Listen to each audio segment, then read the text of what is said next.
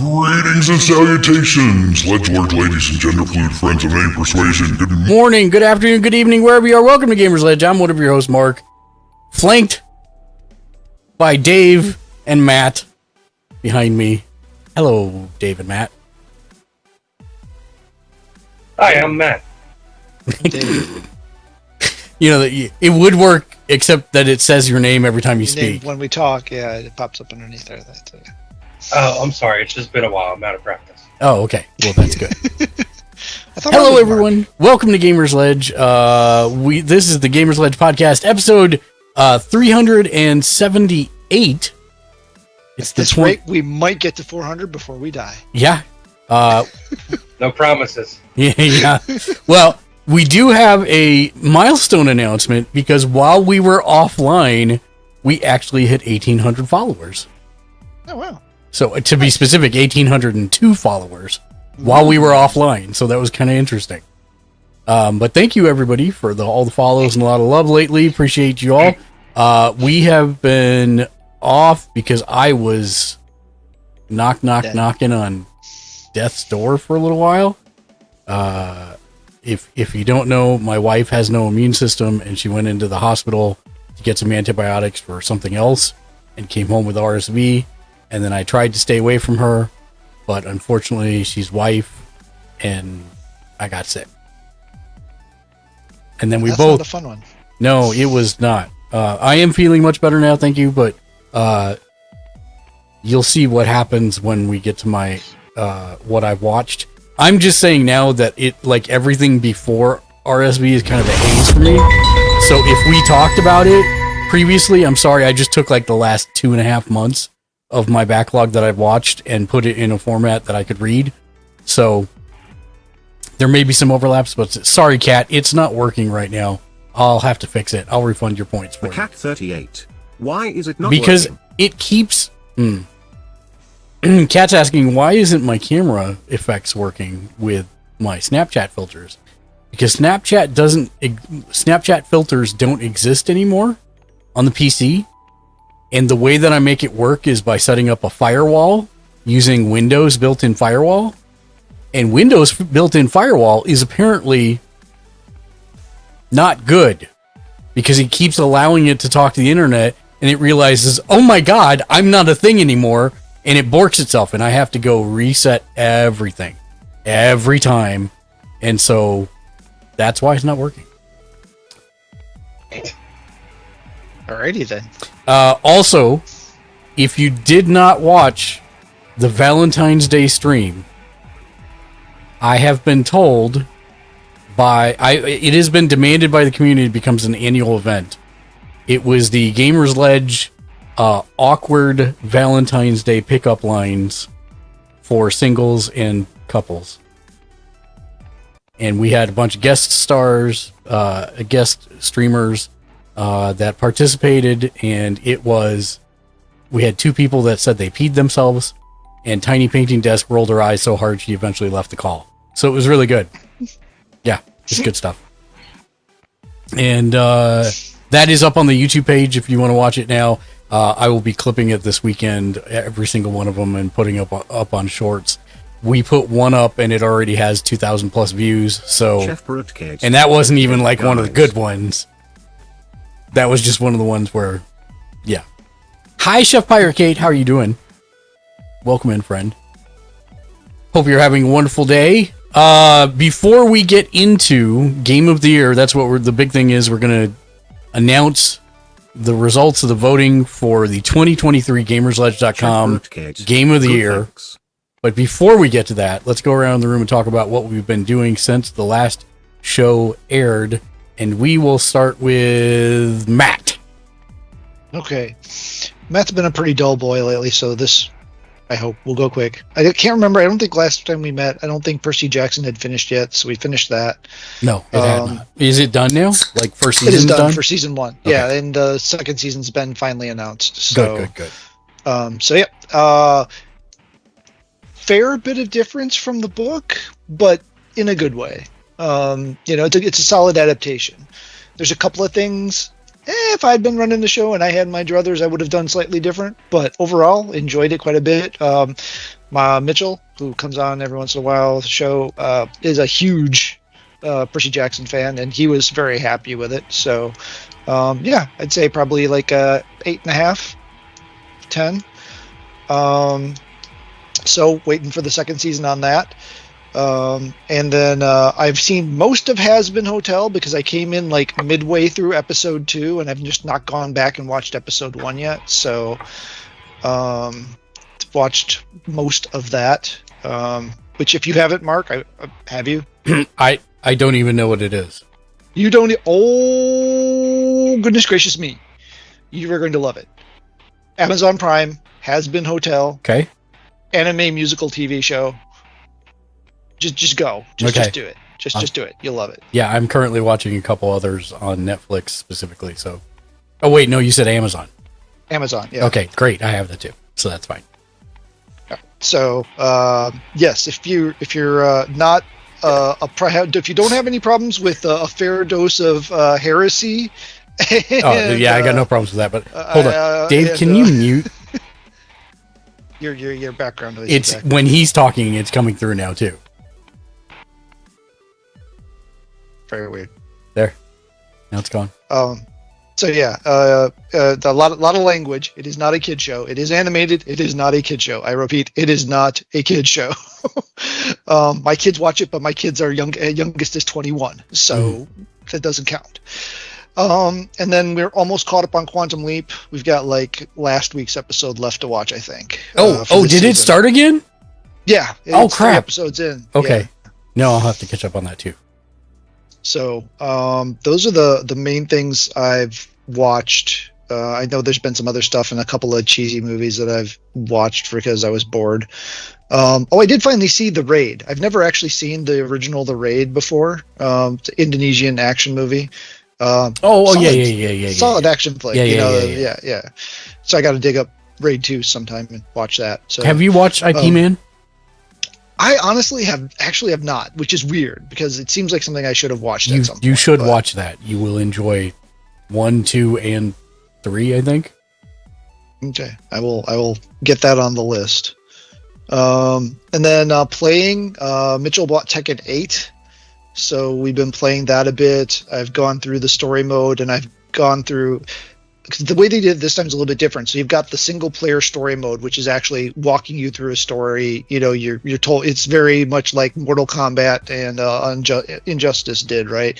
And then it's got like, you know, when you used to play Tekken and you picked a character, you'd play through the ladder, and then at the end you'd get a goofy movie for the character. Mm-hmm. They've got that mode in there again for all of the individual characters, but it's only 5 matches. And, you know, it sets it up with the setup, and then you play through your 5 matches, and then you get your goofy or super serious, depending on which character it is, mostly goofy, movie at the end. I've got like 2 characters left to do on that.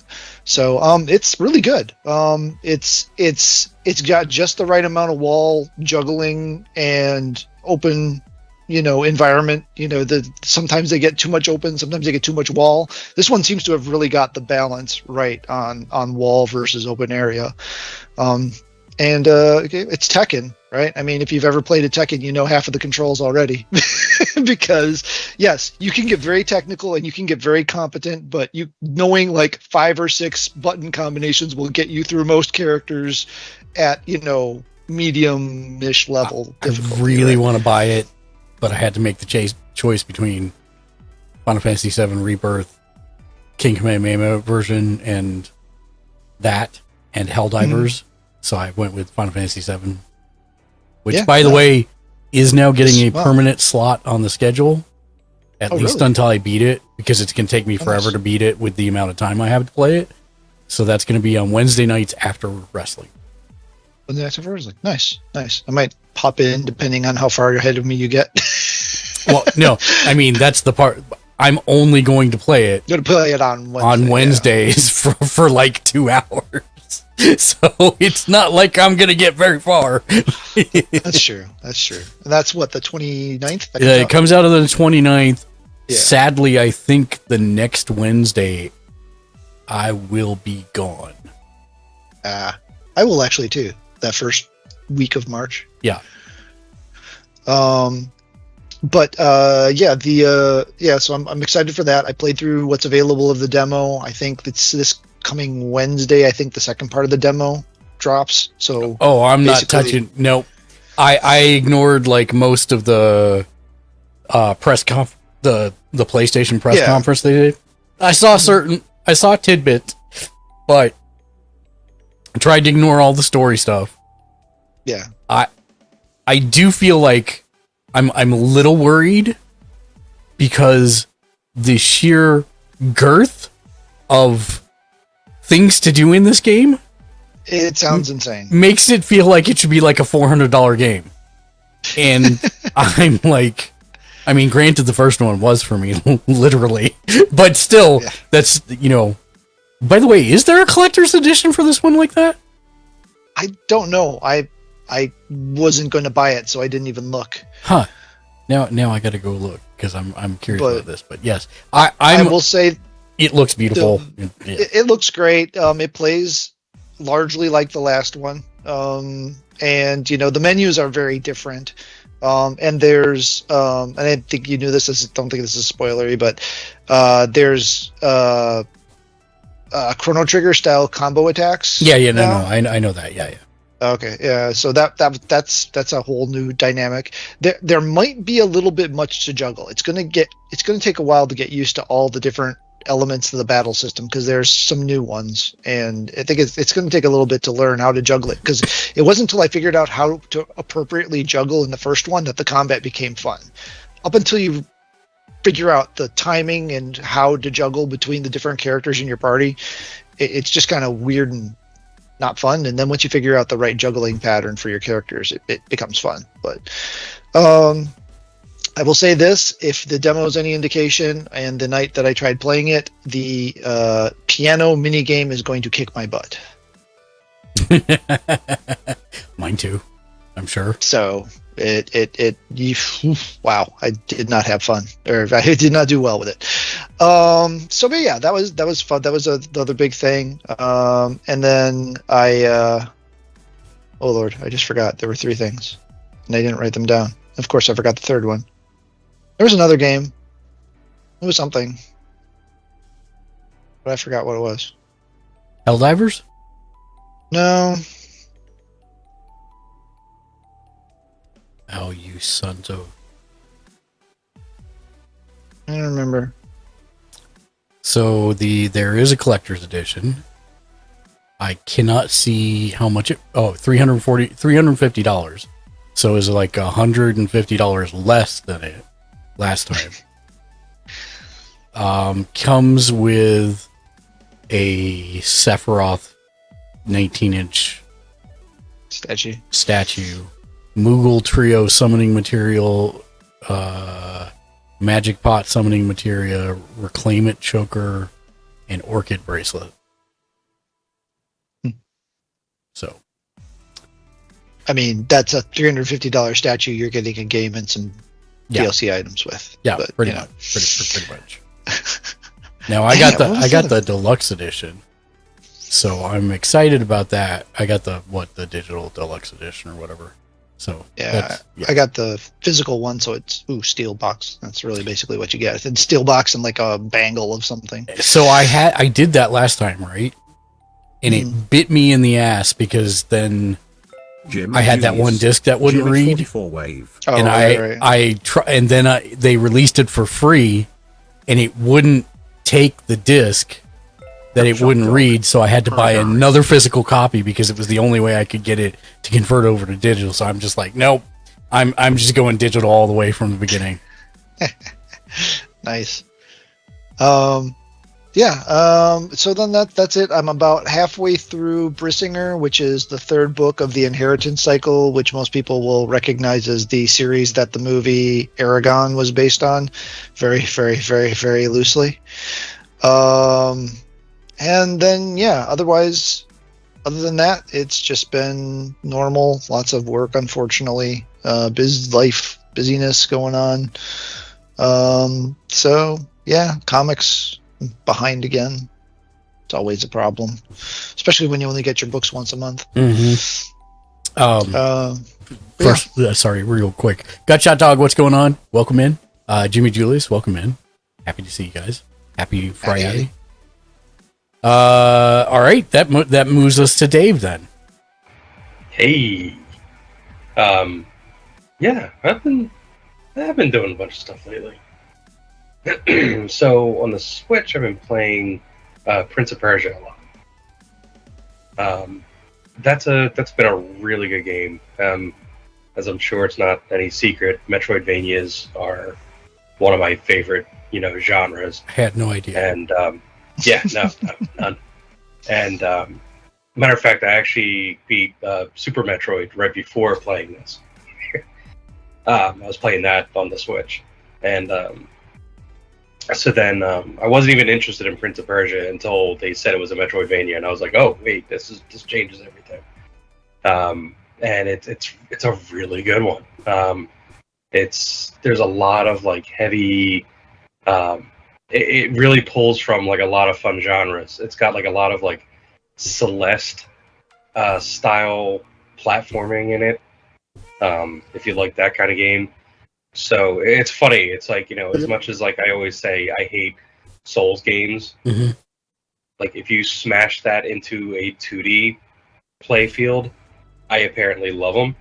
So it's just, my weird quirk. But yeah, the combat's good. It's, it forces you to, really use your abilities and everything like that. And then you get these, these platforming puzzles basically that you have to go through. There's lots of like trial and error of it. It's one of those things like you get through like 5 sections of it, and then like you wind up getting like smashed by something, because you just like run right into, and you're like, oh, okay, try again, So it's fun, It's the controls are great, nice and crisp, and what? Is it fun? Sounds like my own personal hell. Yeah, no, really? I like Souls games, yes. Metroidvanias, See, God, that's so weird. Like, why? It's the same thing. It's just 2D. Yeah, I don't know why it doesn't translate for me. I have never liked Metroidvanias at all. But Souls, yes. Yeah, see, I'm the opposite. You throw that in 3D, and I'm like, eh. Yeah, no, I get it. That's why it's nice. Everybody likes something a little different. I mean, some people play inverted. What are you gonna do with those people? Insane. They're insane. Love you, Matt. But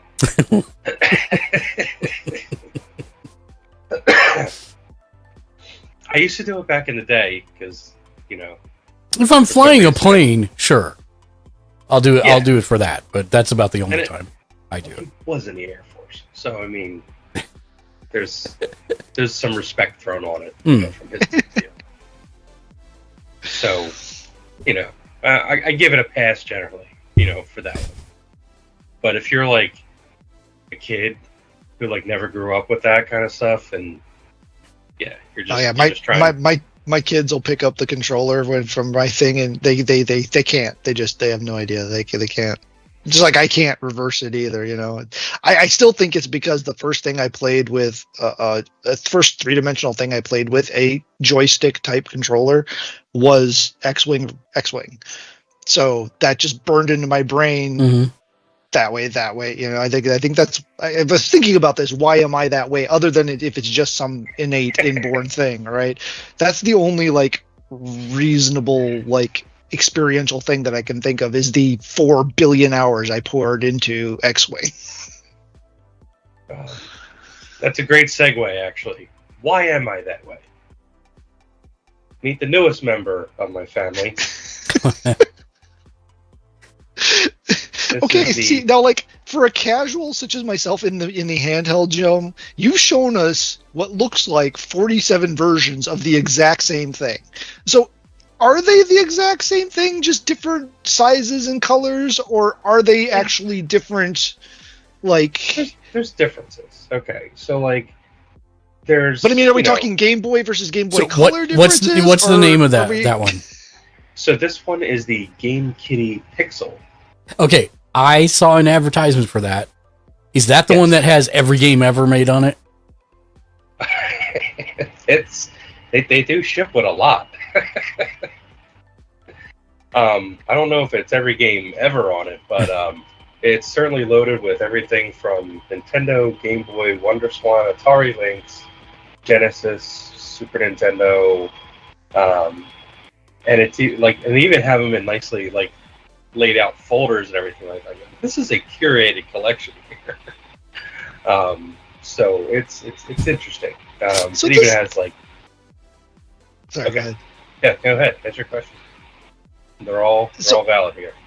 No, and this is I'm not. I know this is going to sound bad, and I don't mean it the way it sounds, but cover artists get away with this because of the way copyright law is written, right? You can do a cover of a song, even if it sounds identical to the original version, you can sell it because of the way copyright law is weird, right? But not that's. How did these guys get away with doing this? Chinese manufacturers, yo. Yeah, it's literally a case where they've not gained enough market share with it yet for somebody to sue. I mean, somebody to see them as a target. I mean, Nintendo is insane. The fact that there's any Nintendo on any of these things is amazing to me that they haven't caused the world to burn down because of it. Here's the thing. I mean, first of all, if you've been following, the retro handheld explosion, these things also, there's companies that keep doing them, but they change versions just so fast. So I think that probably has something to do with it. Well, the other thing is the emulation is not illegal. Yeah. The ROMs are. Right. And so the when fact they that come with the games loaded, that's where it gets me. Right. And so I'm always shocked, when I get one and it's, preload. But again, these are coming from China and everything like that. But I'm very selective about them. There's people that I see doing video reviews, and they just get anything that comes out there. There was one I just saw. It's a super mini, Game Boy, 2-button, old school Game Boy. And it actually has a little tiny cartridge that comes out, but you actually snap the SD card in it, and that's the holder for it. It's slick, but it's not very playable or anything like that. This actually is shockingly playable. Has a 4-button layout. It even has 4 shoulder buttons across the top. I haven't really played much that had to make use of them.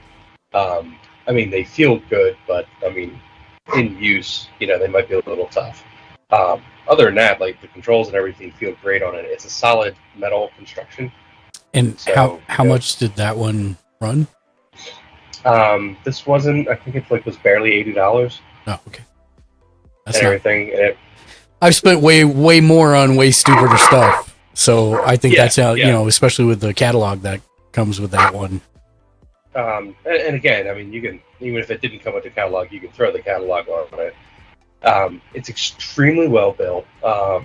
Even sounds great for especially for its size and everything like that. But as you can see, extremely pocketable, but sturdy. So that was very attractive, and it plays well. I've been playing some different stuff on it. Some old Game Boy games and everything like that. Everything works great. Atari Lynx games I was playing on it. And where did you purchase that? Was it Amazon? No, this was where did I purchase this one? It was retro something. Hold on a second.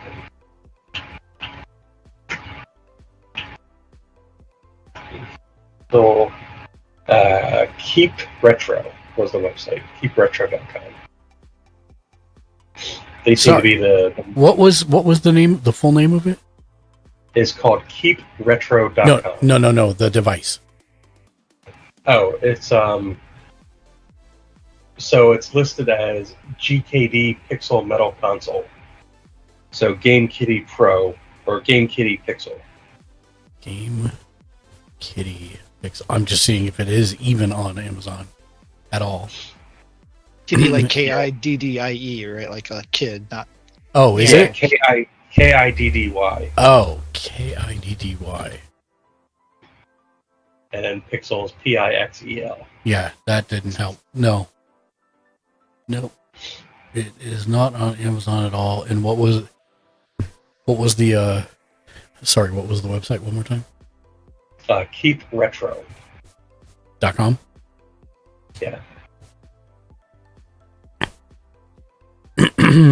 Cause I am faced with multiple 24-hour flights. Oh, dude. So you have a couple nice choices, because it looks like they also, on that same website, they also sell the Miu Mini. Yeah, I see the Miu Mini. What's the difference between them? The actually, I'm not sure if this is. So the Miu Mini is a little bit bigger. It's more plastic.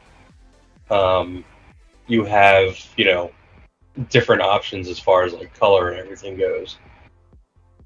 I'm not sure which version of the Miu Mini it is, because I think they changed the screen and everything, and I think the Miu Mini 3, which is the one I have, actually looks a little crisper because of that. Okay. Because it's more of like a native resolution. Mm-hmm. So like when things scale, like it still makes sense. So you'd recommend that over the PAL Kitty? I mean, I don't know. If you're on flights, I think the Miu Mini is a little more comfortable for like long-term playing. Because, I mean, they have that RG35X, which looks basically like the old Game Boy Advance. Which ones do they have here?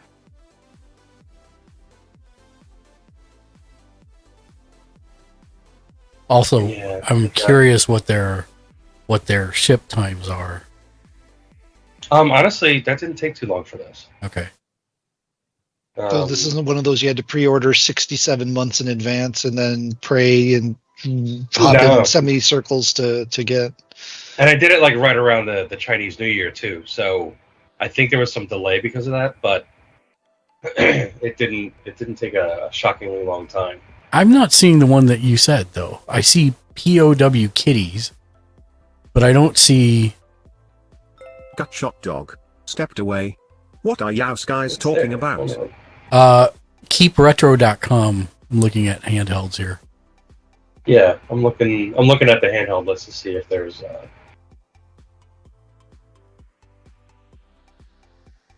Because I see the POW kitty for Gutshot 80. dog. Okay. But we were talking about this because I'm leaving on flights, and something along these lines might be very useful to me while I'm on the go. Do you know what one you might like? Which one? It's not on this site.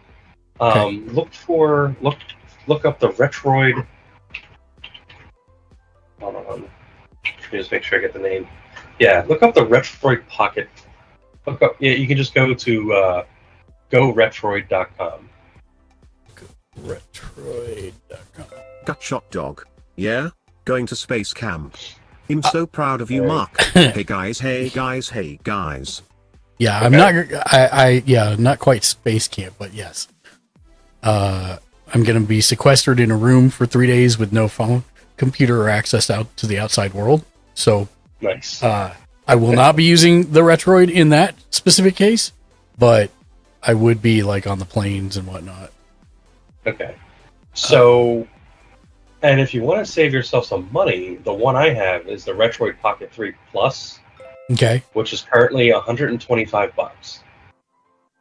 And if you look at that, they have clear purple, clear blue, so they have cool colors. so you think that's better than getting the 4 for like $20 more? I mean, the 4 is a little more powerful. So, like, if you're penny pinching, is a little more fine. Yeah, I'm not penny pinching per se, but you said it's a little more tactile? Or No, it's only like if you just want something that plays a bunch of classic stuff. So if you like the Retroid 4, it's really well built. It works great. On my Retroid 3, I have like Sega CD, Saturn, PlayStation. I think it goes up to PlayStation 2. interesting. The Retroid 4 has a little more horsepower to it. And does it So I come think with that goes even. software installed? You know something? Mine didn't, Okay. or did it? No, I think I was putting my own stuff on that one. But it's easy enough. Oh, it's the one. Okay, I think I finally found it. It's the GKD-Pixel, I think, on the site. The one that you have right now. It says Game Kitty Pixel on the front. Oh, okay. Yeah. Let me go back and find that. In stock now. Shipping time before 29 February. It says right now. Was it listed under the handhelds? Yeah, I didn't Yeah, see it was. it. That's why I was. It was the GKD, not the POW Kitty. Is where I found it. Oh, dang it! What was the name of that site again? Oh, there you go. There you go. Keep Retro. Is Yeah. that one? Is that the one, Dave? Yeah. It comes in like pink, green, black, blue, purple. GKD Pixel Metal Console. I see. Got it. Yeah. What would you do without me? Uh, Actually, I was looking because my wife was texting me saying, "Can I get one?" yeah. I'm going to say I am really impressed with this one. I mean, I don't know how it's going to do on like long term, like, you know, playing on and everything, because it's not a huge screen. So if you're looking for something a little more traditional, go with the Retroid Pocket, because it's really well done. It has a good form factor, supports up to like, you know, PlayStation 2, you know, plays Dreamcast, all that kind of stuff. So like, I mean, you can go hog wild with that one. It plays Android games. I think it's an Android interface on it, the one I have. So like, you can do a lot with it.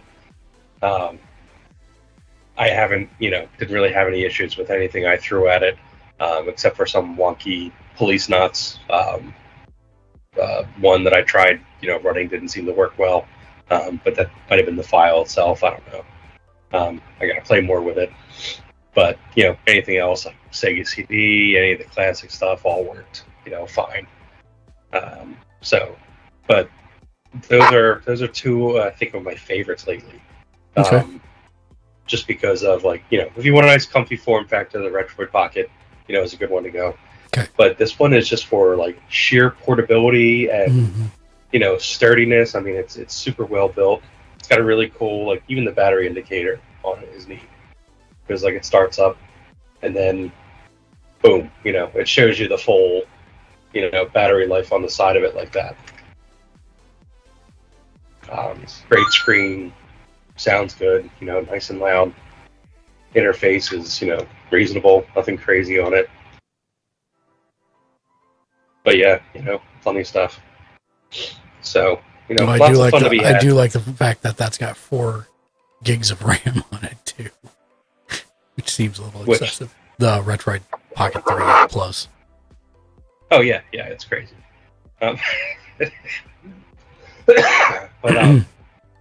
But yeah, I mean, the thing's great. It's a good time, you know, to be in that kind of space, because the options are plentiful and they don't even cost a lot at this point. Yeah. You know, something like this for the quality of it. Like, I've seen like people buy a lot of other stuff that's like more expensive where the quality is nowhere near this. So, you know, I find that interesting.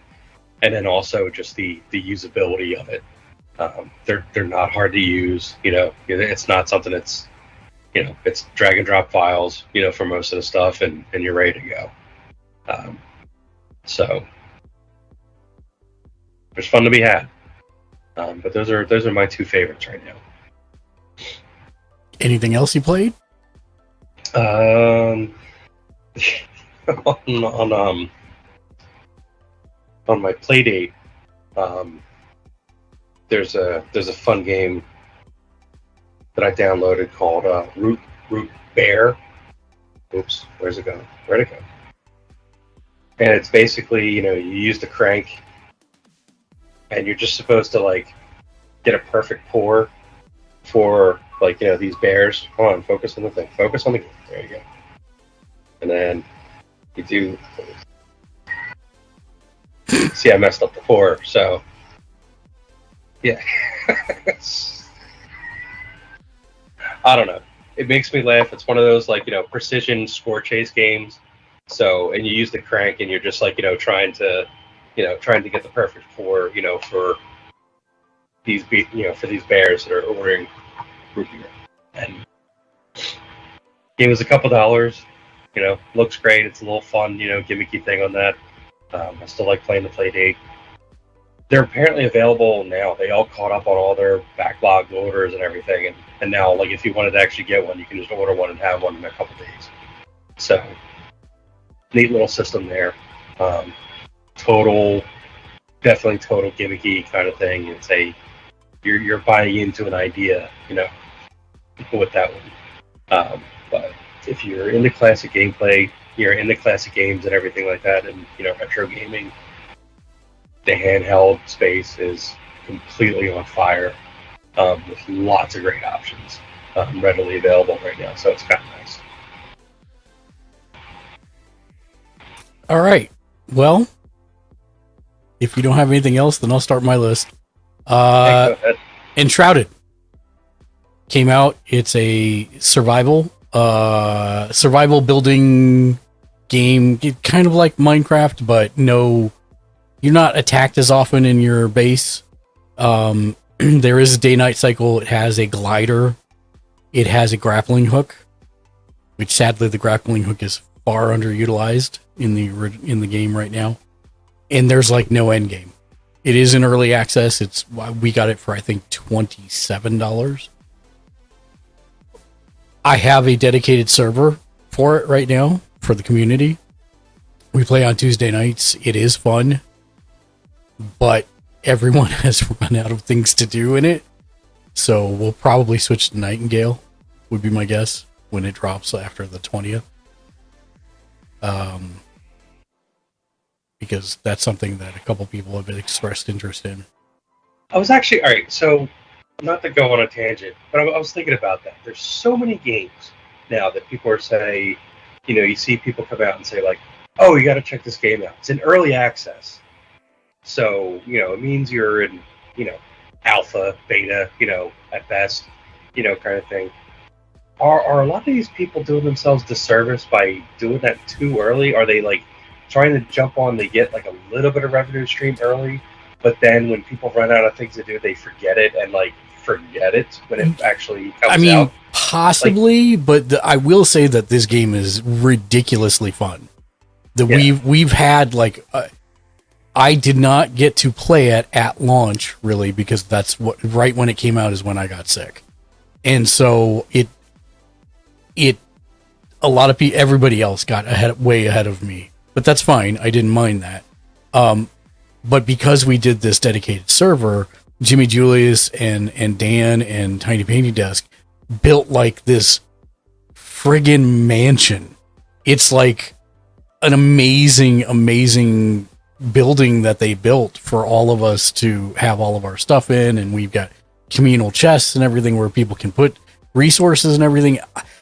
I'm functional at best, right? Like, I will build like a 4x4 house and then put everything inside of it so that I don't have to move and I can just turn and do things, and that's it. So from the building aspect, I would never do something like that. That's not the part I enjoy. I don't enjoy grinding for mats. But there are plenty of people in the community who do. That's their thing. And so, good mesh. But the problem is that the story's pretty shallow, and you get to endgame, and that's, like, there's nothing more to do. I would say probably because of the fun factor, I don't think it's as much at risk once they add more content to it. People will probably want to go back to it. But the problem is that, we've done pretty much everything there's to do at this point. So, and Nightingale is another one that's going to be in early access, and I'm a little worried about that run from things I've heard people who have played it say, but I need something to tide us over until Once Human. And so I figure that's going to be that might be the carrot. I'll put some time into that one. And the fact that it has the random worlds that you can generate, that makes me think it's going to be take a little bit longer, and the fact that they made it so that you can do first or third person is more interesting to me, because I'm more interested in playing a third person than I am first person. So I'm interested in that one. We'll see how it goes. But Enshrouded, I would give like I'd say a 7. No, I'd say an 8 out of 10, because it is how I feel survival should be done, in that it is survival light. You have food, you have water, but you never have to craft them or drink them. But if you do, you get buffs for like a period of time, like 30 minutes or something, that doubles your health bar, or makes it so that you get your stamina back faster for the next 15 minutes. So you never have to do it. But if you choose to actually do the survival part of it, then it actually rewards you. And I think that's a good thing. The traversal is, listen, give me a game with a glider and I'm already in. That's always been kind of one of my things. And the glider in this one is very, very good. And they give you Zelda towers to jump off of frequently. So it's like, it won't get you all the way across the map or anything like that, but it'll get you pretty far. It really just depends on your stamina and how long your stamina meter is going to hold. A lot of good ideas in this, but not necessarily executed on, like the grappling hook. It's used maybe 3 times in the story, 4 times. It's not often. Sometimes you'll run into it in those towers that I was talking about to clear them, but I mean, it gives you the building blocks to make things to use the grappling hooks, because you can build the hooks to shoot onto and all that stuff. So that's, it's really like, how much time do you want to invest building things and making things your own? It's more at this point for the people that want to build a mountainside castle, or the base from Metal Gear Solid 1 in the side of a hill, or the Starship Enterprise, those types of things. I've not seen anybody do Starship Enterprise in this yet, but very possible. I really enjoyed my time with it. It's much better with friends. And that's one of the things I like about it, is because you can have up to 16 people in a dedicated server co-op. The only downside is that if anybody on the server beats a world boss, it does so for everybody that's on the server at that point, if that makes sense. So that's one of the biggest requests, is to make it a personal thing as opposed to a server-wide thing for a progression of the story, which they probably will do at some point. So that's Enshrouded. Played a lot of Magic. Lots and lots of Magic. Not recently. I've only played like a couple times since I got better, but before that I was playing a lot. That now has a permanent spot on Thursdays. And then the other thing I wanted to talk about is, Dave, do you remember a mobile game called Style Savvy? Style Savvy. So it was a series of games, fashion boutique games, where you were the owner of a fashion boutique, and you go out and you're the buyer. You try and identify trends, and you buy these things, and then you put them in your store, and you do fashion shows. Not my cup of tea, but is my wife's like ultimate favorite game from the Game Boy series. And they made like 4 or 5 of them. Yeah, I remember hearing about these now. And so she was looking for anything on the Nintendo Switch store that would let her play something similar, and there's nothing. It's like, which is shocking. It is shocking. There are like, you can be a fashion influencer games, but there's nothing to like run your own boutique and do any of that stuff. So I found a place that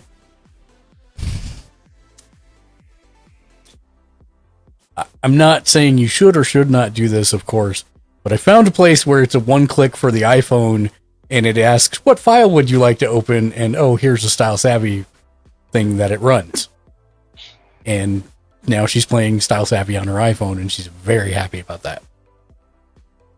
So there's that. That's I want to play Helldivers and Tekken 8, but those will have to wait till next month. What I've watched: Uncle from Another World. It's a reverse isekai. The guy who got teleported to the other world went into a coma in this one for 17 years. And when he wakes up, his nephew is the only one that's talking to him. And he was going to train, he thinks his uncle is insane because he keeps talking in a foreign language and saying that he was in another world. So he's going to ship him off to have him rubber roomed, basically. And then the uncle does magic. And he's like, never mind, tears it up, puts it in his pocket. And that's basically the premise. And, it's interesting because it's like taking the approach of somebody who's 17 years in the past, now adjusting to our world on top of all this stuff that he did in this other world. It's very interesting. And that's on Netflix only. Delicious in Dungeon. This is one that you would like, Dave. It's basically food porn wrapped in we're exploring the dungeon.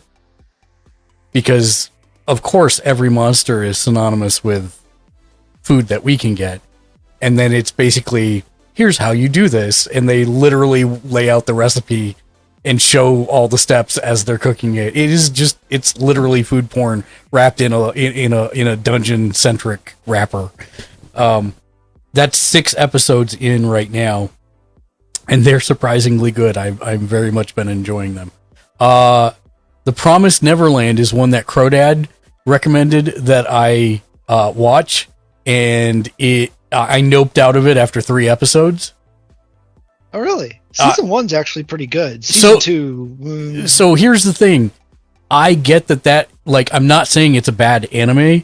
I'm just saying that when I watch anime, it's to relax and chill out and not be terrified and on the edge of my, that is a full-on suspense. Yeah, full-on suspense thriller with stakes that are just far too high for an anime. So that's no bueno for me. So I noped out after episode 3. I literally dreamt about it, and I never dream about anime. So I was like, nope, that one's off the list. Because literally I'm watching this at like 3 or 4 in the morning, trying to like get into a chill session to go to sleep. So that's no good for me. Should have gone to bed after the end of episode 1. That would have been just ripe right there. Oh yeah, no good. The Unwanted Undead Adventurer, I believe, is 6 or 7 episodes in. Really like this one. It's a brand new.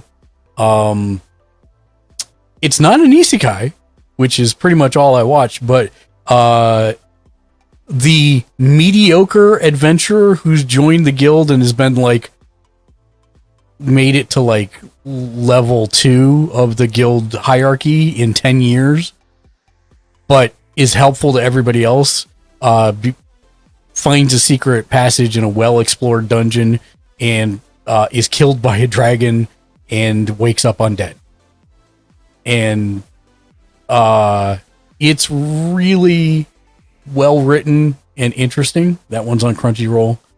I can't give it a final score because it's not done yet. Frieren Beyond Journey's End is really interesting. Not an isekai either. It takes the trope of the party that's going to defeat the big bad of the world, and they did it. And so this picks up directly after they win.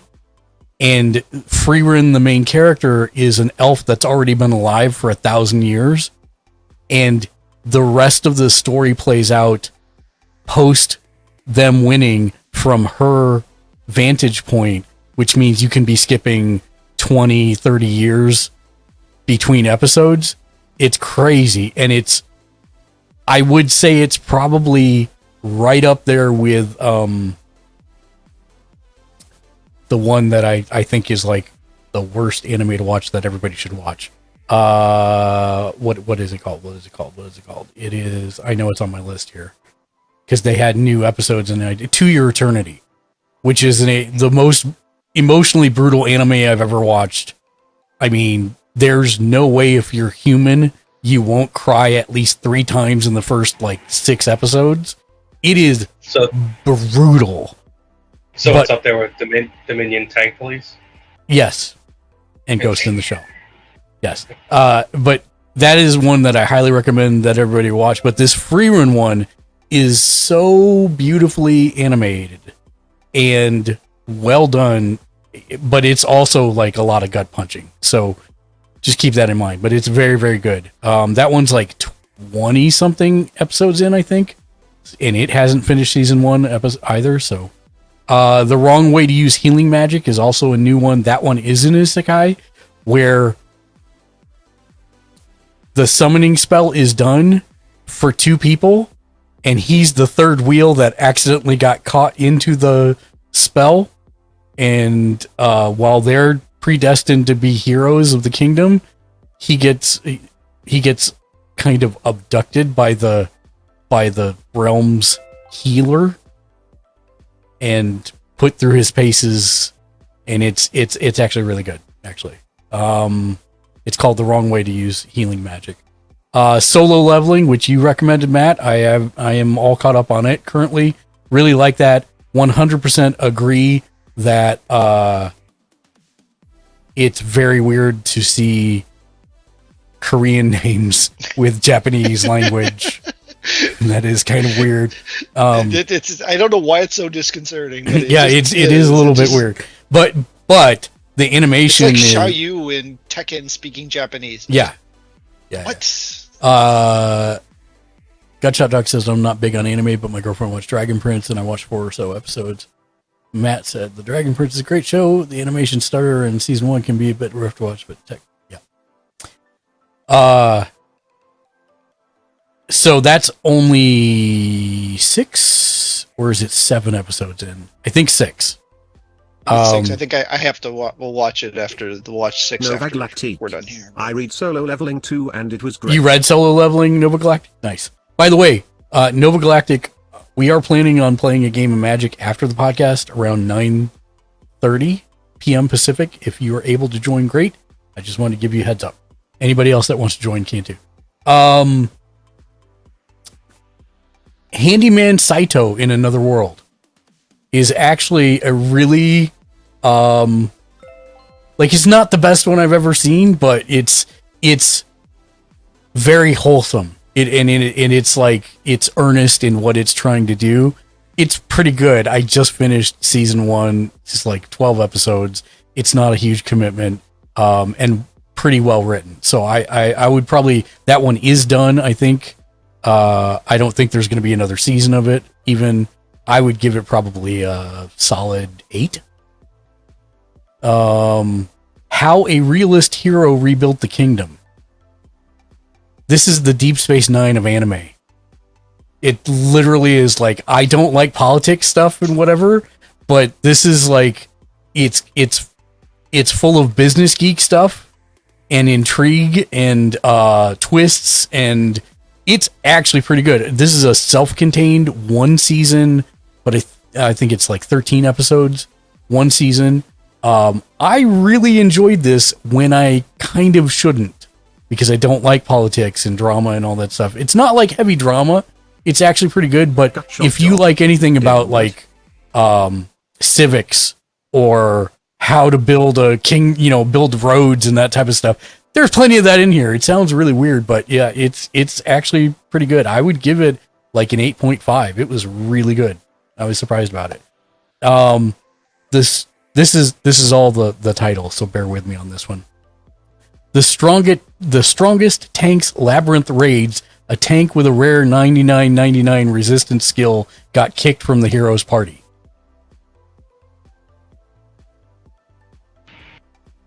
Despite the ridiculous name, pretty good.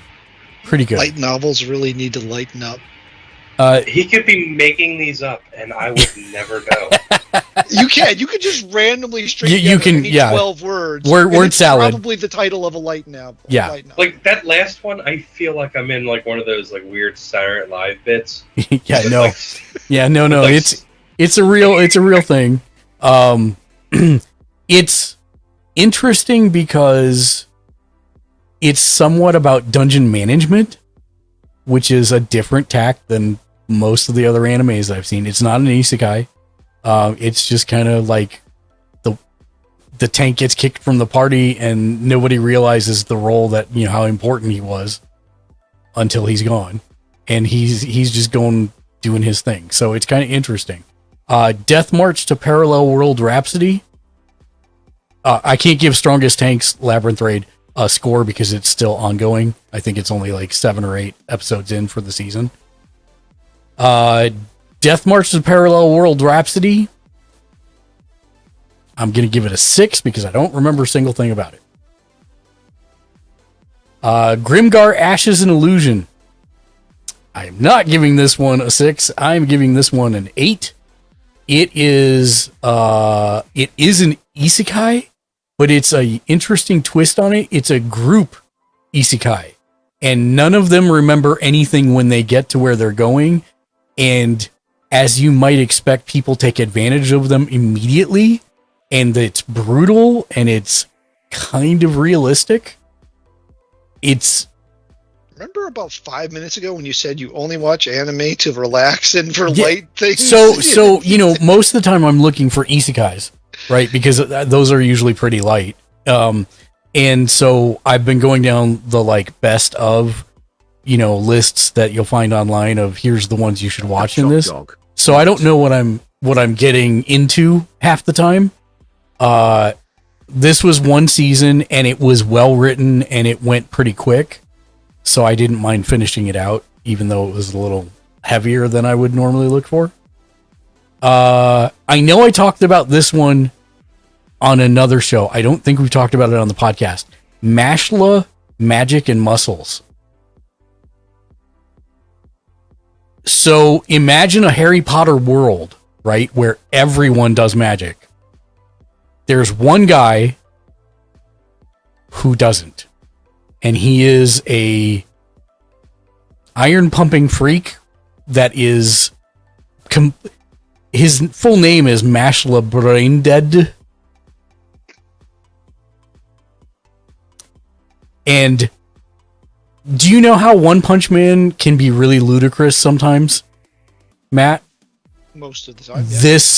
This series eclipses it and then some. Because he enrolls in Hogwarts without the ability to do any magic. And so they have to physics their way through how it can appear that he's doing magic from being supernaturally strong and gifted in that fashion. And it's pretty dumb, but at the same time, it's got heart. It's actually like a huge surprise that I have liked it as much as I had. I don't think it's actually done yet. I think it's like 13 episodes in, but I don't think the season's done yet. I think this might be one that has 20 or so, but it's pretty good. Campfire cooking in another world with my absurd skill. So a lot of things about cooking and skill. So Dave, this is another one you would very much enjoy. It is thinly disguised food porn. Straight say they're trying to get me back in, aren't they? But this is the funny part. Like, his skill is online shopping. So when he gets to the new world, he can still open a browser window that only he can see. Actually, I don't know that only he can see it. I think actually anybody can see it if he does it in front of them. But he can shop, and then it's trans-dimensionally instantly teleported to him. So that means that he orders like a camp stove and frying pans and bowls and all that type of stuff, and he starts cooking because he like pops out in the middle of nowhere. He starts cooking for his upkeep with parties of adventurers, and it quickly spirals from there because that gets the attention of certain things in the world. So that one's a really entertaining one. It's like 12 episodes. I'm on board. Yeah, it's really good. It's really good. I would actually give that one 8.5 because it kept moving and it was very entertaining. Hidden dungeon only I can enter.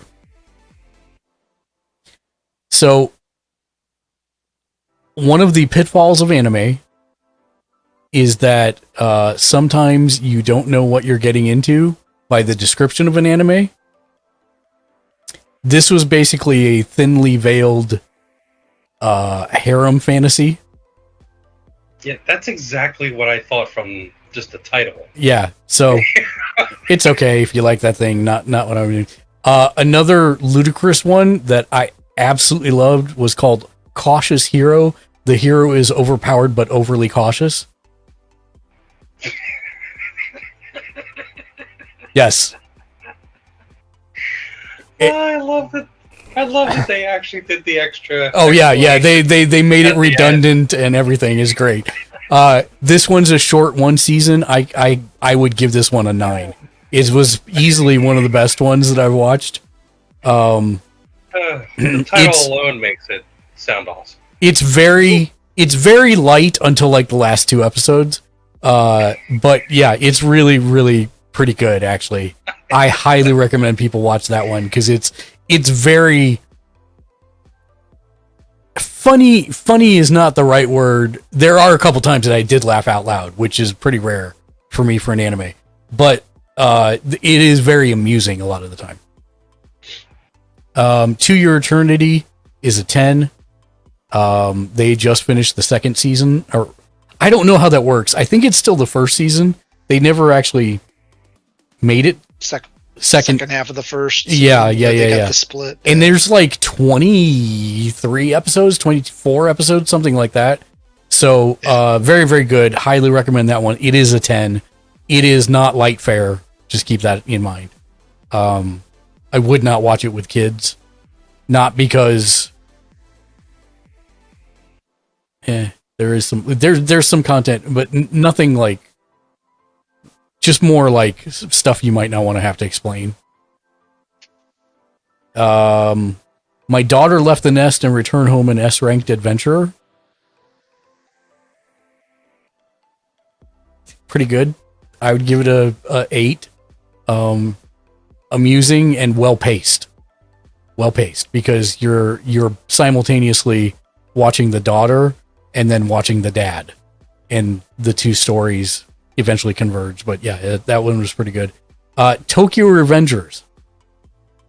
Yes, I cannot give. You don't like it, go away. I cannot give it a score because I did not finish it. Not my cup of tea, but not necessarily. I'm not saying anybody else shouldn't watch it. I appreciate the recommendation. I did make it like, I don't know, I think 18 episodes in. So it's not like I didn't give it a shake. Oh, no, yeah, just give it a shot. Yeah. Deadmount Death Play is another very interesting twist on an isekai in that it's actually like in another fantasy world. Basically a lich figures out the spell to reincarnate himself in another world. And it's a modern world that he reincarnates himself into the spirit, into the body of a murdered young adult. Let's just say that way. It's actually really good. Full Metal Alchemist Brotherhood enjoyers? Yes, Nova Galactic. I like Full Metal Alchemist Brotherhood. It's actually really well written, pretty good. Interesting characters as well. It's got it's more of a, the Lich is a deadpan character, and so they have 1 or 2 characters that are the over the top outrageous characters to bring a little levity to it, but very well done. I very much like that one a lot. ReZero Starting Life in Another World, 50 episodes, watched all of them. It looks like it may be over. Watched FMA, never made it to Brotherhood. Both are great though. ReZero though, that's like a thing that's got like 1,000 different things though, isn't it? I mean, it's got like tons of visual novel games and yeah manga and like it's 4 or 5 different anime, and it's very good. But where they left it was, to me, unsatisfying because there's still more to do. And I thought that was going to be encompassed in this 50 episodes, and it wasn't. I would give it like a 7.5, 8, somewhere in there. Is way better. I will also agree with Nova Galactic Brotherhood is way better. They cleaned up a lot of the continuity stuff. Yeah, that's what I've heard. I just haven't ever gotten around to it. ReZero starting life in in another world with my smartphone was another thinly disguised harem one, which there's no way that I could have known that from in another world with my smartphone. You see, there's a new Tenchi Muyo who's considered saying harem anime. I'm just like, I saw that one scrolling, and I'm like, nope, not gonna click on that one. Not gonna do it. The Great Cleric is an isekai where a guy has to start from scratch, and it's a fantasy world where the doctors hold patients hostage to get paid. Did you ever watch Sword Art Online? You know what? I haven't. Ken will murder me eventually. But no. The first story arc. All you got to worry about is the first story arc. You don't have to go into any of the other stuff. But the first I love the Dot Hack games, which I know was based on an anime, so I do need to go watch those eventually. We're almost done, I promise. But this is all I've watched in the last like 2.5 weeks. My nap, so yeah. Sorry. Am I Actually the Strongest and Mushoku Tensei Jobless Reincarnation, both great. Would recommend 8.5s for both of them. All you have to do is get deathly ill so that you can sit and that's watch really, TV all day for a month. And to be honest, I slept more than I was awake during all that time. But yes, I still directed them. Jujutsu Kaisen, I finished all of it. I'm not sure I am sold on the working backwards through the story premise, but I do get back to forwards at the end. Yeah, but I do like the characters a lot, and so from that side, it's a huge success. I do wish I would have binged it because week to week I forget way too much. Oh yeah, I binged the whole thing and I had no problem. What was the dot asterisk on this guy's power, and where did this guy politically fit into the whole scheme? It's much better, I think, to binge that one than to watch it week to week because it's just there's so much going on. Next Level Chefs season 3. I watched a documentary with my wife, which I would have never watched on my own. It's called The Housewife and the Hustler. It's a documentary on one of the Real Housewives of Beverly Hills, who is on the scale of 1 to human, she's negative 47.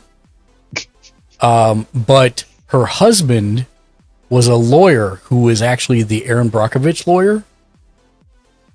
So he does a lot of those class action lawsuits and wins a lot of them as well. So apparently he's been pocketing all the money since the 80s and bribing people at the bar so that he didn't get in trouble and funding his wife's pop star career and just real good people you want to be around, people you want to say that are friends of yours. Anyways, it was actually a really pretty well done documentary piece, and this one, the one that we watched, is actually the second piece of it because the first one came out in 2021 when the scandal started happening. And yeah, it's kind of crazy that this guy got away with this for like 40 years. Yeah. I've seen some of my wife will watch some of the housewife stuff. That's actually how I got her into wrestling. Mm-hmm. Because I was like, it's basically like Housewives, except it's a satisfying ass kicking, at the end of the month. And the one she watches is that one, and that woman cracks me up because in recent ones that just aired, apparently she just, I guess, won a lawsuit where she was allowed to keep her $750,000 earrings. Yeah, she actually, yeah. I have no words. She is I have words. She's a human piece of garbage, and I hope she gets everything she deserves. That's all I'm going to say. She's still getting paid from that show. Yep, sure. Which is nuts. And then the other thing of note that I watched with the wife was Reacher season 1 and 2, which I would give probably a 9. I've heard good things. It's well paced, well acted. The guy is a walking wall. The characters are memorable, and the good part is that they have done 2 books, and they have 26 more books that they could convert to this format if they wanted to. Jeez. That's like if somebody tried to do Dresden Files accurately. Yeah, it's crazy. I mean, I'm not going to say it's... I'm not going to say I didn't have any issues with it. I did, but they were super minor compared to the overall package of the... I love Dresden Files. Overall package of what was delivered. So, I the only thing I will say is that the second season should have been season 8. I feel like it wasn't the right book to do. And I can't really get into anything because of spoilers. It should not have happened as the second season. They should have done another book as the second season and done what they did somewhere down the line along. They didn't just take the books in order, or I don't think so. But even so, they have control. They have the choice of what to do, and this should not have been the second story. Now, that being said, it was told very well and acted very well, and I liked it a lot. But that's like my one and only probably like complaint with the show. Excuse me. So yeah, that's all the stuff I did, and just a couple things. Mostly just injecting things into my eyeballs because I couldn't literally play stuff for a while. Do you guys remember a show called The River? It was a trial that came on ABC, I think in 2011 or so. I do not remember The River, Gutshot Dog. Doesn't sound familiar to me either.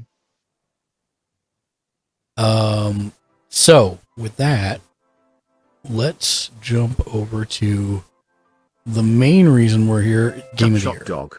Go look it up. So, I'm going to put these on the screen. I don't know how I can do this necessarily. That's not going to cover up people, but I'll give it a go here.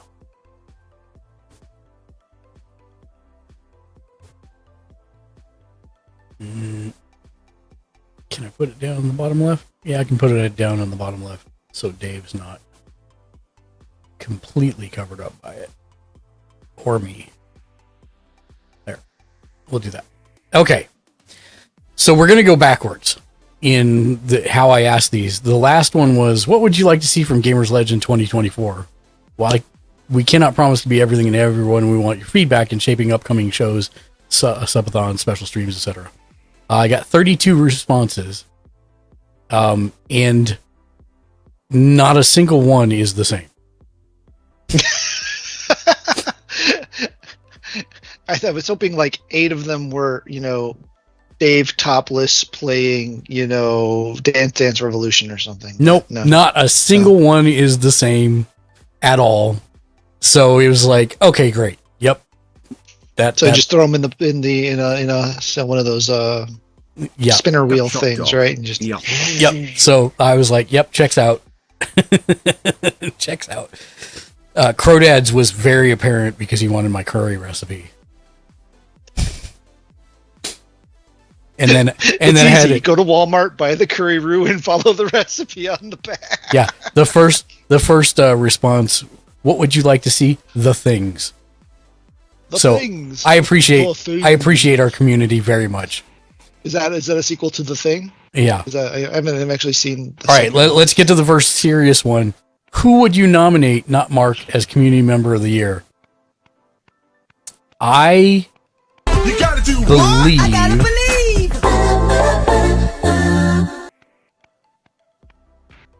believe Shank won. I'm not positive. Let's see. Let me see how many Shanks I have. 1, 2, 3. You see how he set this up like he knew what he was doing and was prepared, and then it all starts to fall. 4, 5, 6, 7. I'm 8. Got shot, The John. other ones are much more Everyone organized. really. It's when people could type in their own. I couldn't really do that ahead of time. 8. So I have 8 for Shank. I'm pretty sure nobody else got that many. Yes, got one. Yes, That- got one. The Nice. band, apparently. Apparently. Probably beat me. I didn't get any. No, you did. You did.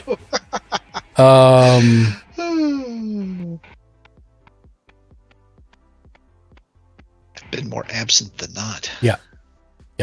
So Shank is the community member of the year. I will let him know. All right. Out of the following items, which one appeals to you most on your on the upcoming schedule for 2024? We had Dungeons and Dragons, Kingdom Death Monster, Once Human, Enshrouded, Magic the Gathering, Baldur's Gate 3, Final Fantasy Rebirth, and Wrestling. The winner, by a very small margin, was Dungeons and Dragons.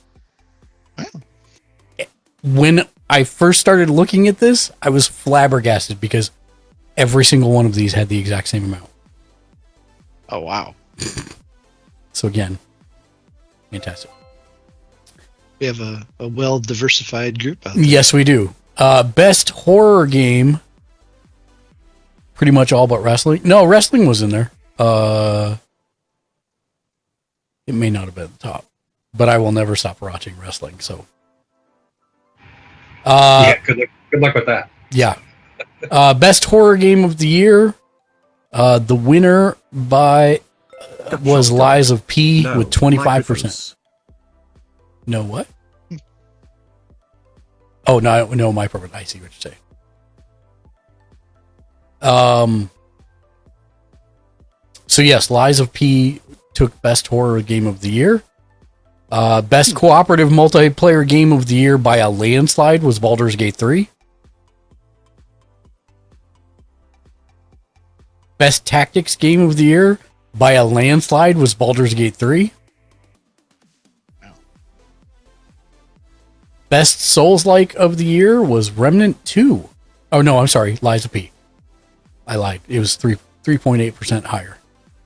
So Lies of P wins Best Souls-like of the year. RPG of the year, Baldur's Gate 3. Action game of the year, the winner was Remnant 2 with 21%.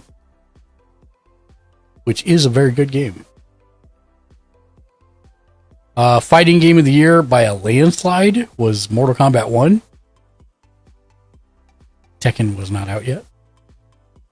Overall game of the year. Game of the year for 2023. Baldur's Gate 3. So Baldur's Gate 3 is Gamersledge.com's game of the year.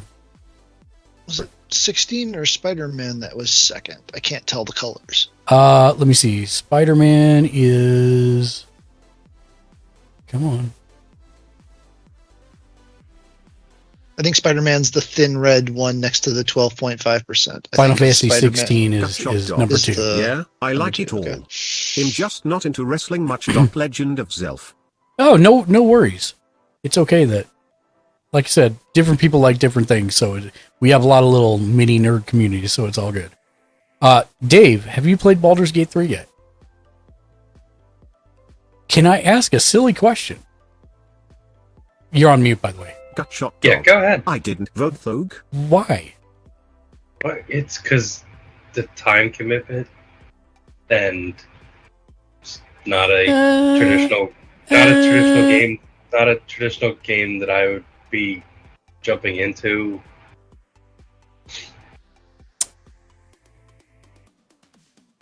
You know, I think you'd There's no very much jumping. enjoy it, is the weird part. I know I don't like that they call out bald people like that. It just feels a little, I mean, Durr. you know. But no, Matt, no, you're not even gonna help me with that one. Okay. I mean, I gave you as much assistance What as kind of was games humanly is Dave possible. into?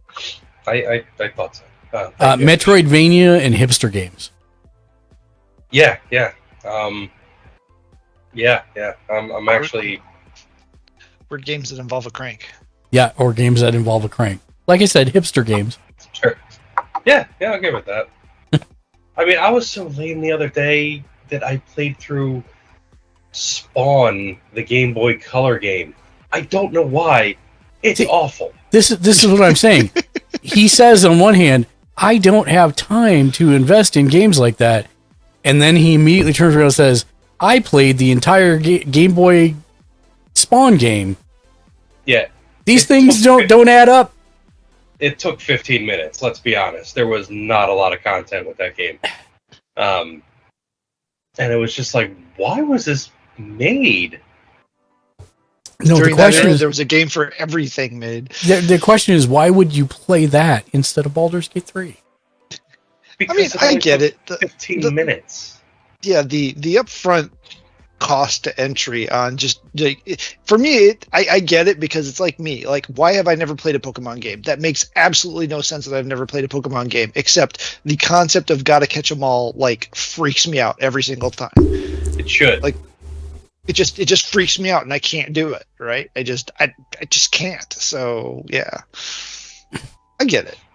Yeah, eventually you get with Pokemon games, you kind of settle into, I just want to find my murder squad and and train them to annihilate everything in their path.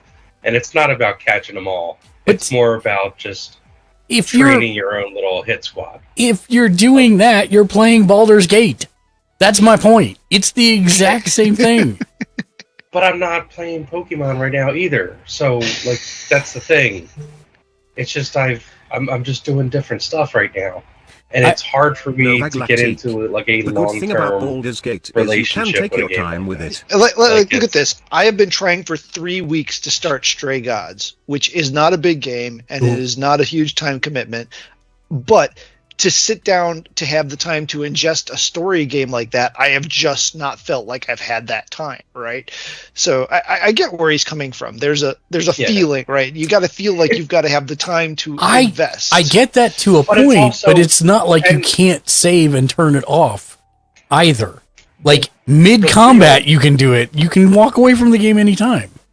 I'll get you the real reason. The real big reason is the world itself is not exactly my favorite genre. Like, if I'm going to, fantasy stuff like that, like hack and slash, not exactly my favorite thing. In order for me to get into, Not hack and slash, Pokemon. Well, choose the attacks from a list, and they do it. I get that, and that probably enhances its, chances. But it's more just the world itself is I'm not as interested in, for example, Lord of the Rings kind of stuff. Why am I not into Lord of the Rings? It's because I really just don't care about, that kind of world. I have Cyberpunk to play. I will play that instead. Well, we won't call out your Legend of Zelda love, will we? But that's not the same. I know, I get it. It's just because there's he's got a tablet in it, so clearly. All right. This hole is going places. So we're just going to abandon this hole. It's just different. It's just it's just more I don't know. Dog. I think we need. I'm not going to say it makes total sense. It's just that's just me. I mean, Gutshot Dog, the therapy session has been going on since 2008. Yeah, dude, I get it. Believe me, there's nothing you could say that makes me go what is wrong with you? We don't have that kind of time. Yeah, we don't. We just don't. And I'm not going to sit there and say oh, I don't get why people like that game. No, I totally get it. And I recognize its awesomeness, but it's just I'll get to it. He's got some drama under that smile. Maybe it's just not something that JK. I feel compelled, to go out. There's some goofy looking trippy Metroidvania game coming out that's all looks on acid and stuff like that. that'll happen before Baldur's Gate 3. It just will. Because it's going to happen. Gut shot dog. Do what you But Baldur's enjoy. Gate 3 will not. Yeah, okay. It just... You know, Spawn Game Boy game though, that was a bad call. That was bad use of your time. Yeah. Self-deprecating bad choice. dude, you know how low I was that day? I was just like... Low enough that you chose that game to play. I was like, I hate humanity. I hate myself. What can I do to hurt myself today? Oh, it looks like Spawn it is. The Game Boy Color game is included on this thing. I will play it. Okay, because... let's get out of this by talking about X-Men 97. Oh my god. Oh, yeah. Listen. Dun, dun, dun, dun, dun, dun, dun. No, you know what? It's... Okay, I'm glad that they're picking up after the season ending, or cliffhanger that they had. I need to go back and watch. I think Bishop was in 3 episodes, if I remember correctly, of the original. Give or take, yeah. And from what I recall, he was more of a Cable than he was himself. I have it on my Plex. And like he was a time slipper. And they introduced him during the Days of Future Past, didn't they? Yeah, which is not right, but I digress. Not right, but I mean, he was, yeah. But if I remember right, he wasn't a permanent fixture in this timeline. He was more like a Cable slipping through time after that. Yeah, he was. There was something. I have to go back and read. He left at some point for some reason. Right. So, yeah. And so the fact that he's a permanent team member gives me hope that they might retcon him and do him right. Or more right. I don't know. I'm just happy he's on the team because this is actually my favorite team of all time, which was the blue and gold team, but they're actually combined. So I'm happy about that. So yeah, I thought it was, I still feel like the animation is jank. I don't know how to say that. It looks like it's weird to me for some reason. It's trying to emulate the original. Yeah. Yeah. But like actually make it a little bit more quality, which is funny. And I did see one complaint about it that I thought was great. What's that? Where they were saying, they said the animation's still too smooth and everybody looks like they're maintaining the same height throughout, so they don't like it. Yeah. It's tough to not have that super deforming stuff going on. I will say that whoever they got to do the voice of Wolverine sounds nothing like the guy from 30 years ago. I would have actually gone the way of like getting somebody to mimic his voice rather than whatever they did here so far.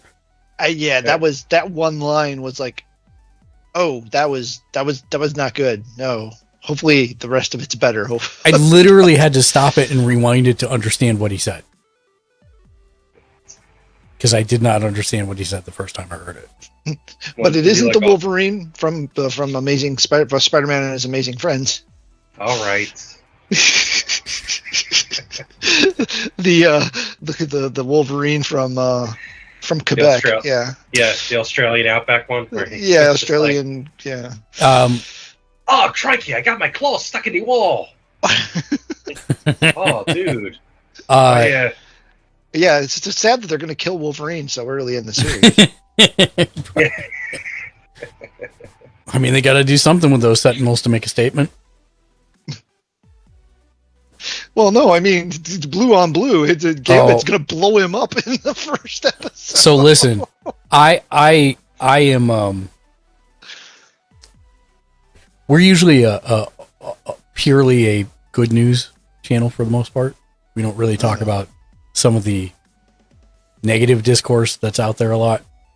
But I saw someone complaining in the comments thread that the X-Men have become woke. And I'm like, do you not understand the entire premise of the X-Men is that they are a marginalized people that are trying to progress society.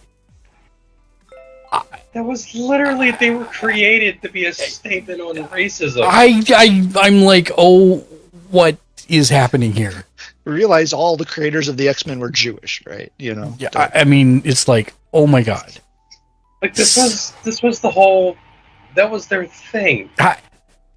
That's why I'm like, I give up. I don't. Well, you know, anything that involves anything. Yeah, I know. Woke just means I don't like it. Yes, I know. The other thing that I wanted to touch on that the whole point went right over their head. Yeah, right. Malcolm X and Professor X's Martin Luther King. Always been. Did you guys see the OpenAI Project Sora announcement? Oh dear Lord, yeah. Gut shot dog. What's woke mean though? It's like the work sophisticated. It has variables that vary greatly. Gut shot dog. Word sophisticated. It's so crazy. Like, I literally cannot fathom how many. And this is the thing about AI, and I have always said this. It's not that, I mean, AI will indeed gut shot dog. Create. People want labels for everything. Or create a reason for people to fire other people, right? But then you could always retrain your skill sets to work with AI and do better prompts. There's tons like you know, I do a lot of like policy and procedure kind of stuff with companies, you know, in my job where we help them develop, you know, what their policies are, sort of stuff. So AI is a hot button issue right now. Yeah. You know, where people do this, and you have to have like, you know, separate ideas on like, you know, what is good and what, you know, isn't, because there's, you know, people want to say like, oh, we want to block all like AI and everything like that. It's like, well, you do development effects. Like, yeah. Like, well, you know, there's a legitimate use of people workshopping problems through AI and figure out little code snippets and everything like that, and go like, oh, okay, that's a good solution for that, and boom, that is a great use of AI. You know, another thing would be like, you know, if you were in a meeting, you know, you could have a little AI bot transcribing and putting your notes into like a thing. Great use of AI. Fantastic. You own a little newspaper and you want your AI to replace all of your writers. Right. Bad use. Now, bad use of AI. I will say that I do feel like AI is here to stay. Get with it or get run over. I do feel like this is a transformative AI function that will lose people jobs, but can be used in the way that you're just saying. Because I no longer necessarily need to employ 3D modelists. I no longer need to render 17 times for lighting, physics, all that type of stuff. The AI is doing it. And you know that film companies are going to end up like paying a premium to be able to use the amount of compute hours to render this stuff and get it done. So I can see some of that happening, but again, it just kind of transforms how you work with it, right? And that's not to say there will be no demand for 3D modelers or artists of that type, but some of this stuff, and they were very, I think, straightforward about what the limitations of it are. Like, it can't tell left from right a lot of times. And so if you come down to the one where it shows the guy jogging the wrong way on a treadmill, like, and you can see like, we might have a spawning problem and a clipping problem here, right? So the AI has to learn that type of stuff. But the point is, the more people, yeah. And he has 13 fingers coming out his nose. Yeah. But it's still, you know.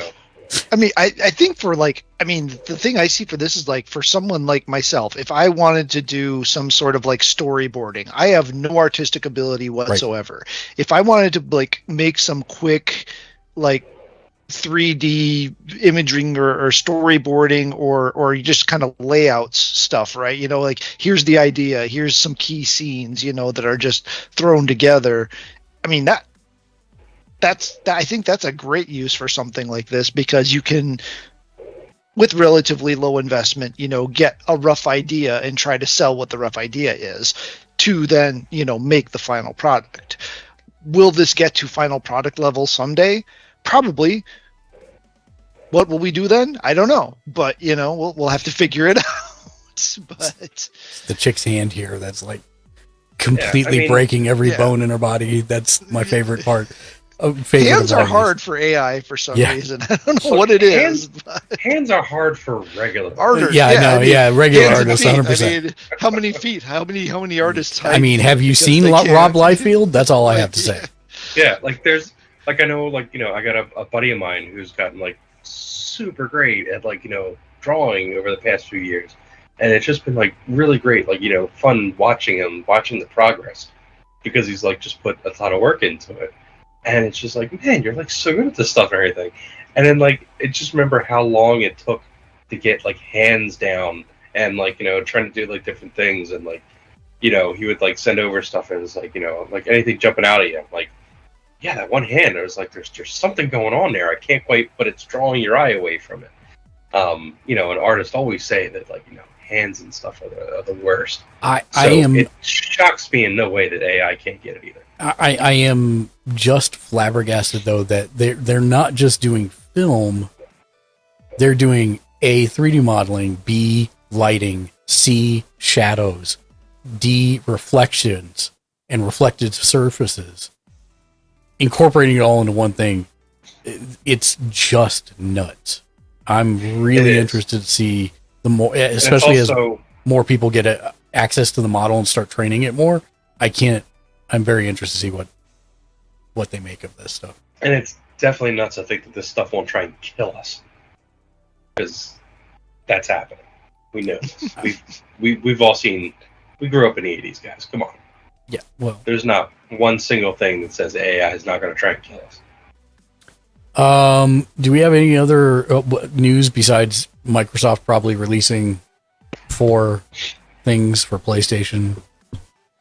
Yeah, PlayStation and Nintendo. Well, you know, to carry that one out further, you know, the rumors are that they're considering just dropping console hardware altogether and doing Xbox or Game Pass, you know, games as a service type thing, and release it on whatever. Listen, I'm not about spoilers, but this uncle was in another world thing. The first thing he asks his nephew is, "Can we go home, because I want to play the latest Sega console games?" Oh. Oops. He's like, wow, okay. And then, you know, he unpacks all that, and when he finally he's like, well, what's the last game they released or what's the last console they released? He's like, no, they don't make consoles anymore. He uses a mind wipe spell on himself so that he forgets the sadness. I really can't. It's really been pretty good. I've only watched like 1 or 2 episodes. It's really good. That's definitely a hurtful. Yeah, it is hurtful. Oh my god. So, anyways, boy, this brings us, I think, to the part of the show where we would like to thank everybody who supports us. You guys are awesome. It's always appreciated, never expected. We've got some people that are just silly. Mr. J Nice gave out 5 gift subs yesterday. He's sitting at 62-month sub right now. Shank the Noob for 28 months. Nova Galactic is brand new, so he's not on my printed list yet, but it will be shortly. Jimmy Julius for 21 months. Crodad for 12 months. Kokeshi Ken Media for 18 months. Lost Harlequin for 5 months. Twisted Ginger for 21 months. And It's Monday for 12 months, as well as the rest of the folks on our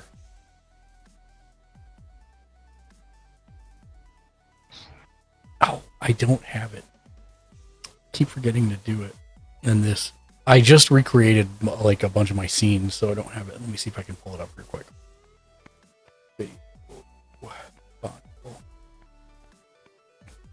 And that's going to be an updated videos.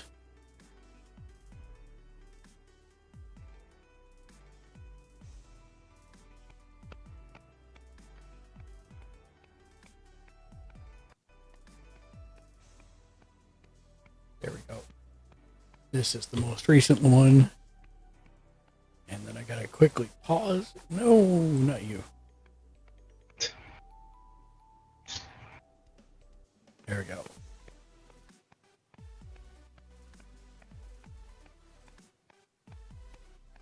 There we go. So first of all, thank you to our boss, mechanics, Twitch, Patreon, YouTube producers, Mr. J Nice, Axe Thompson, Gnomish Lee, Lexi, Shank the Noob, Mark Stedmom, Tim Paget, Drogadan, Twisted Ginger, Wolf's Gun, Nafam Official, Kokeshi Ken Media, The Lost Harlequin, the official Eggroll TV, and 8-Bit and Chill. Also, a giant thank you to all of our YouTube, Kick, Twitch, mechanics, Patreon, and Facebook producers.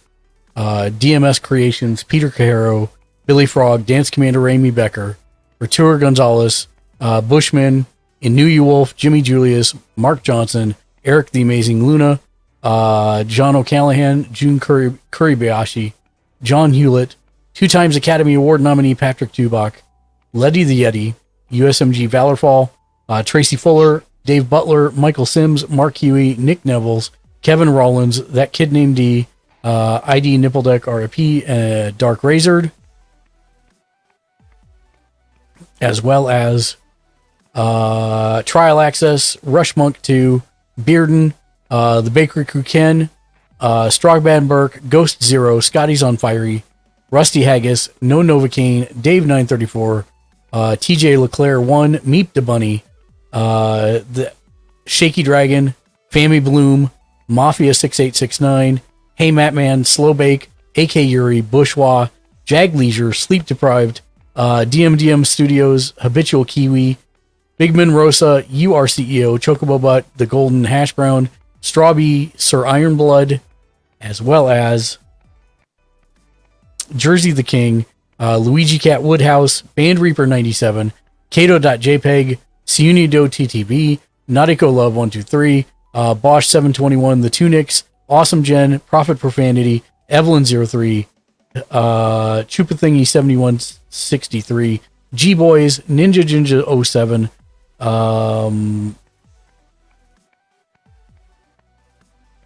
Every Other Adventurer, Forever Sammy, and Nacho Winch. Thank you guys all for your support. We could not do what we do without you guys. And that's going to bring us to final thoughts.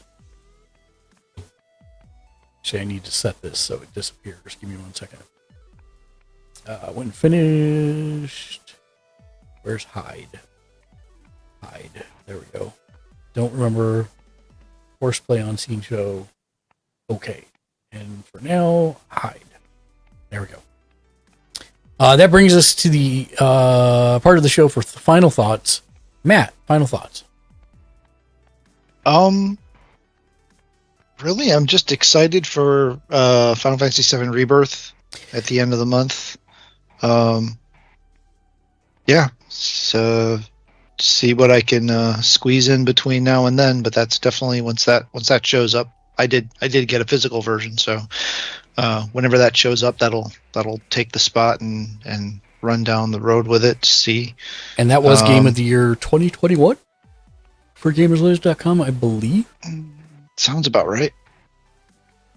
But yeah, I'm excited for it. Coming off of 16, which I loved. So and I know the DLC for that's coming. Well, the first part came out already, but the real DLC is coming out later this year. So we'll still have more content for that coming too. So it's a pretty good Final Fantasy year. Dave, final thoughts? Here's another option for you, Mark. The Anbernic one, but it has a the Sega 6-button layout. Oh no, I don't all like of the your- Sega. all Oh, of for your- fighting games, yeah. all of your classic fighting games. So they really get specific with these damn handhelds now. Like you'd be like, oh, I want one, just because I like the 6-button, layout and everything. So yeah, it's bad. I have a problem. Mm-hmm. We're aware. We've been aware for a while. Yeah. You've got a couple actually. Yeah. But, you know. Yeah, the fun thing is what am I playing on it? I'm playing Streets of Rage 2. Of course you I are. don't have that because I don't have that on every damn system Right. I own. Like You know, most I even have it microwaves in- and toasters. I have the thing in 3D on my 3DS. Like they made it in 3D, so I had to buy it in 3D. I'm trying to think what my final thought would be. Oh, wow. I mean, go watch To Your Eternity and Cautious Hero and Mashla. Budoin Dedu. Those would be the three that I'd probably recommend. Two lighthearted ones and one that's really the opposite of that. And we'll end the show with a parting sage piece of advice to carry over. Until next time, Game on. Good night, everybody. no. Oh, So this one I don't need to ask either of you because it's a self-contained joke. Oh. Two muffins were sitting in an oven. One turned to the other and said, "Wow, it's pretty hot in here." The other one shouted, "Wow, a talking muffin!" Till next time. Game on. Oh, game I on. like that one. Did Talking Muffin tell you that one? we're gonna raid out, but we will be back probably in like 25 minutes or so for some magic if I can get enough people together. So join us for that. Thank you, Dave. Thank you, Matt. We're gonna raid to Jimmy Juice. Leona out Jimmy here. 44 She is failed. doing a subathon, I'm pretty sure. Raid Leona. No, you know what? We're gonna raid Jag Leisure because he's on and he's normally not on that this time. He's here. Haven't seen Jack in a while. Be excellent to each other, and of course, game on. Oh, on little.